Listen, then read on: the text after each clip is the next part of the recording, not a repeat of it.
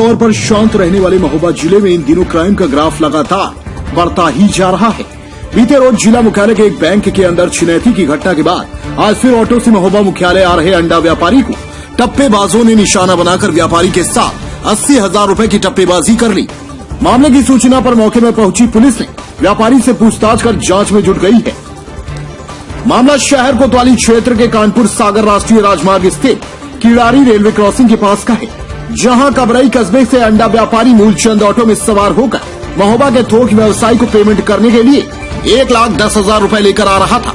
तभी किड़ारी railway crossing के पास auto का टायर फट गया। जब व्यापारी ने अपनी जेब देखी तो उसके जेब से 80,000 रुपए लापता थे, जिसकी सूचना व्यापारी द्वारा पुलिस को दी गई। वहीं मामले की सूचना पर पहुंची पुलिस ने ऑटो में सवार सभी सवारियों की तलाशी लेकर व्यापारी से पूछताछ कर मामले की जांच में जुट गई है।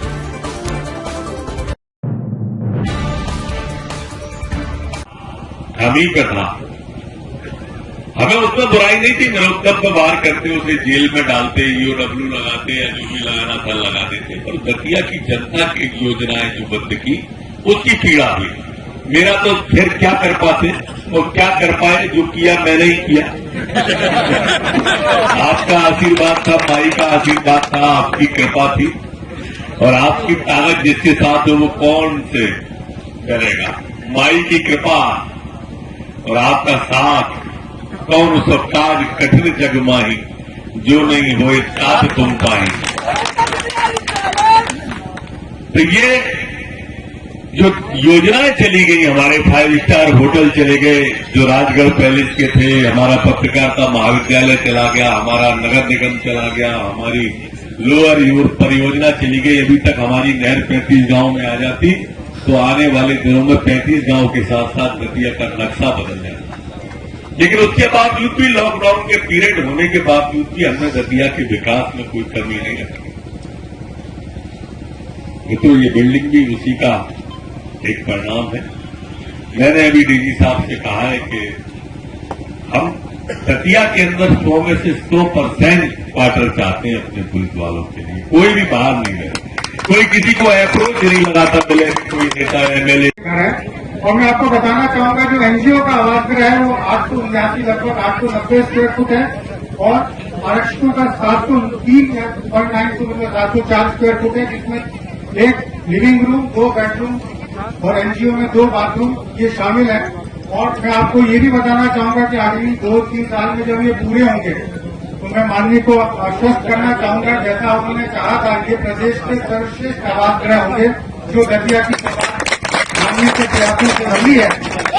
हम पूरे पुलिस परिवार की तरफ से आदरणीय गृह मंत्री जी के बहुत आभारी हैं, पूरे राज्य शासन के आभारी हैं कि जिन्होंने इतना टाइट बजट होने के बाद भी, इतनी महामारी के बीच भी हमारे पुलिस परिवार का इतना ध्यान रखा।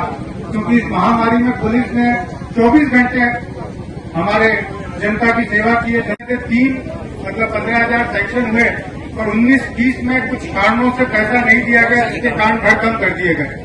तो जैसे ही माननीय गृह मंत्री बने तो साहब ने सबसे पहले कहा कि दतिया में एक ऐसी चीज करें जिससे हमारे जो पुलिस जन है, क्योंकि वो भी आम जनता में ही शामिल है, हम लोग भी आप ही का एक पार्ट है। तो माननीय मंत्री जी का बहुत आशीर्वाद रहा सारे पुलिस परिवार पर। उनकी इच्छा थी कि जो 15-20 घंटे लगातार काम करते हैं उनको एक समुचित आवास उपलब्ध हो सके जहां वो चैन से रह सके जब भी वो 8-9 घंटे घर आते हैं।